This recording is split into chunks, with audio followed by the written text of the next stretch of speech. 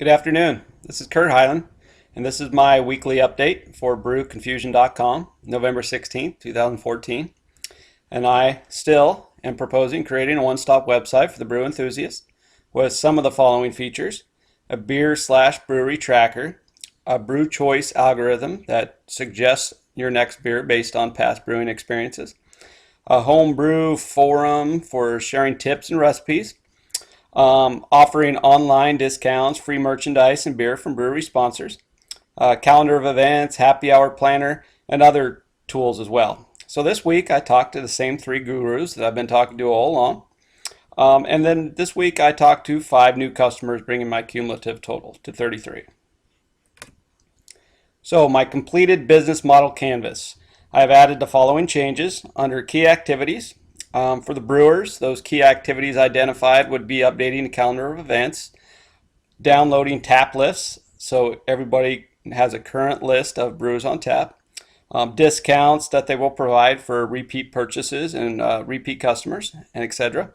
And then for Brew Confusion, customer surveys will provide to our potential customers and our current customers and provide that feedback to the craft brewers.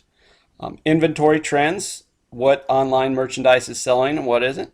Consumer tastes, what beers that consumers are buying, and we can relate all this information back to the brewers, and that's why it will be a successful partnership.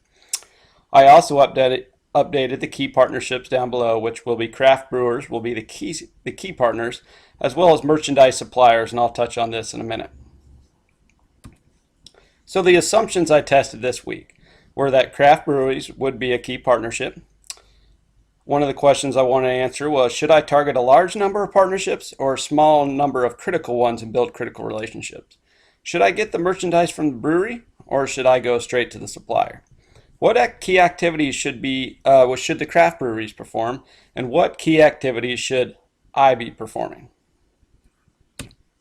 So the experiments and the results. So I talked to the 3 gurus identified last week. We met face to face. And I confirmed that craft breweries are the key partnerships, as I figured they would be.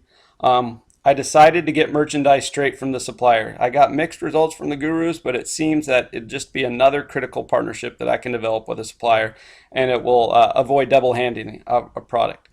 I decided to target as many breweries as possible. Once again, mixed results from the gurus on this one, but to generate the most revenue possible and still maintain a critical amount of relationships with the partners that I develop, I still believe that I need to target many breweries and give consumers many different options. And that's the strategy that I'll go with and go forward with. I also confirmed all the critical activities that I mentioned before in the business canvas. I also talked to 5 customers, 2 by email and 3 face-to-face, to kind of mix up that subjectivity of the answers and the test data. So I wanted again to touch bases with the customers on if they would answer surveys. Now, many people are turned off by online surveys and they really don't want to complete these. But if I feel that I can offer and entice the future and potential customers to answer these surveys, I think it's critical information for brewconfusion.com and for us to continue to develop the business. And I also think it's critical information for our partners, our craft breweries out there. They can take this information, we can help collect it for them, because as we all know, this is a partnership, so I need to deliver as well. And I did confirm that some customers would, and I offer a suggestion for a free download of the app if they were willing to fill out some of these surveys. So I think that's an area of opportunity that I'll tap into. I wanted to touch base and see if customers are interested in up-to-date tap lists and what breweries have on tap. And as I figure they would be, consumers are interested in seeing up-to-date tap lists. So they can make the decision prior to going to a brewery if that's an area that they want to go to based on what they have on tap. And then finally, I wanted to test whether or not consumers or potential customers are interested in calendar of events, discounts, and what other type of information we should collect and contain on brewconfusion.com. So I was able to confirm that customers are interested, obviously, in calendar of events, and everybody's interested in a discount, right? So what type of discount structure I'll develop will depend on more data that I get in the future. But overall, I was able to confirm my assumptions and make some decisions based on the information I have.